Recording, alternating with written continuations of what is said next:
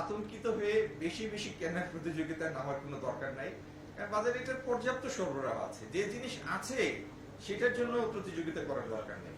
আর প্রতিযোগিতা করলে অনেক সময় অসাধু, যার মানে মনোবৃত্তিটা সাধু না, সেরকম কোন বিক্রেতা এটা সুযোগ নেওয়ার চেষ্টা করতে পারে।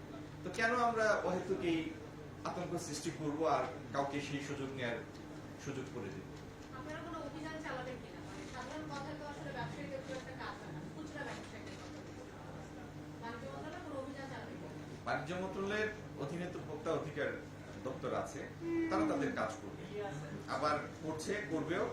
আর আমাদের জেলাগুলিতে জেলা প্রশাসন আছে, তারাও তাদের কাজ করবে। বাজার তদারকির জন্য তাদের যে অ্যাসাইন ডিউটি যেটা, সেটা তারা পালন করবে। মানে মন্ত্রী একটু স্পেসিফিক জানতে চাই যে এই যে জ্বালানি তেলের একটা ক্রাইসিস তৈরি হয়েছে, সেটার সাথে অ্যালাইন করে আসলে ভোজ্য তেলের ক্রাইসিসটা একটা গ্রুপ তৈরি করতে যাচ্ছে কিনা? কারণ মানুষ তো আসলে তেল বলতে তেলই বুঝে, মানে পরে ওইটাকে ডিফাইন করে না জ্বালানি তেল আর ভোজ্য তেল। মানে আপনাদের অ্যাসেসমেন্টটাকে একটু জানতে চাই, একটু পরিষ্কার করেন। কালকে আপনারা জ্বালানি মন্ত্রীর কথা শুনেছেন। এই মুহূর্তে জ্বালানি তেলেরও কোনো সংকট নাই, গ্যাসেরও কোনো সংকট নাই, মানে এলএনজি আমদানির ক্ষেত্রে কোনো গ্যাসেরও সংকট নাই, ভোজ্য তেলেরও কোনো সংকট নেই। সুতরাং ভোজ্য তেল বলেন আর জ্বালানি তেল বলেন, কোনোটার সাথে দয়া করে সংকট শব্দটাকে আনবেন না, কারণ এটার কোনো অপপ্রয়োগ হবে সেক্ষেত্রে। ধন্যবাদ সবাই।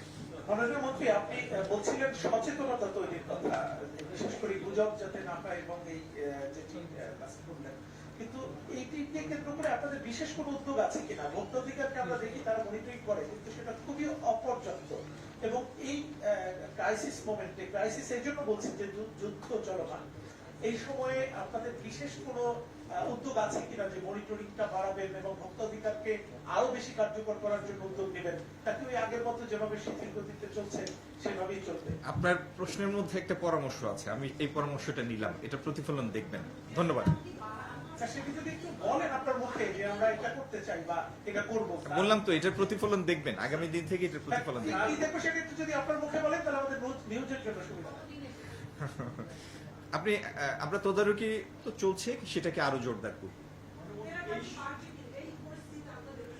তেলের দাম 1 ফুটও বাড়বে না, একটু বাড়বে না, আপনি নিশ্চিন্তে আজকের বাজারে যান। স্যার, আজকে কিন্তু বাজারে কারণ বাজারে স্যার স্যার আমি আজকে সকালে কারণ বাজারে গিয়েছিলাম স্যার।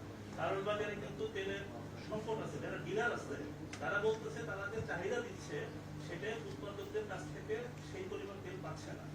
এবং বাজারে আপনি যদি কারণ বাজারে আপনি না গিয়ে কাউকে যদি পাঠান গোপনে, তাহলে স্যার দেখতে পাবেন যে ক্রেতাদের মধ্যে একটা হাহাকার আছে এবং দোকানগুলোতে তেল কিন্তু পর্যাপ্ত নেই স্যার। না, আমি আবার আমার কথাটার পুনরাবৃত্তি করি, আপনারা একটু মাথা ঠান্ডা করে কথাটা শোনেন। হ্যাঁ, প্রথম কথা হলো, মনে করেন আপনি প্রতিদিন 2 লিটার তেল কিনেন। হ্যাঁ, আজকে যদি গিয়ে আপনি 2 লিটারের 5টা বোতল কিনে ফেলেন একসাথে, বা 3টে বোতল কিনে ফেলেন, প্যানিক বাই। তা আমার প্রথম অনুরোধ ছিল আপনাদের কাছে, প্যানিক বাইতে যাবেন না, এটার কোনোই প্রয়োজন নাই, কারণ বাজারে পর্যাপ্ত ভোজ্য তেলের সরবরাহ আছে। আপনি একসাথে 5টা কিনে আরো 4 জন কনজিউমারকে খামাখা একটা সংকটের মধ্যে ফেলে দিবেন, এটার কোনোই প্রয়োজন নাই, কারণ আপনি কালকে গেলেও এটি পাবেন। আর দ্বিতীয়ত, প্রত্যেকটা সময়ে সুযোগ নেওয়ার চেষ্টা তো কেউ না কেউ করে, সেই সুযোগটা নেয়ার মতো পরিস্থিতি আমরা তৈরি করব না, এটুক সচেতনতা আমাদের মধ্যে থাকতে হবে। ধন্যবাদ। সালাম আলাইকুম।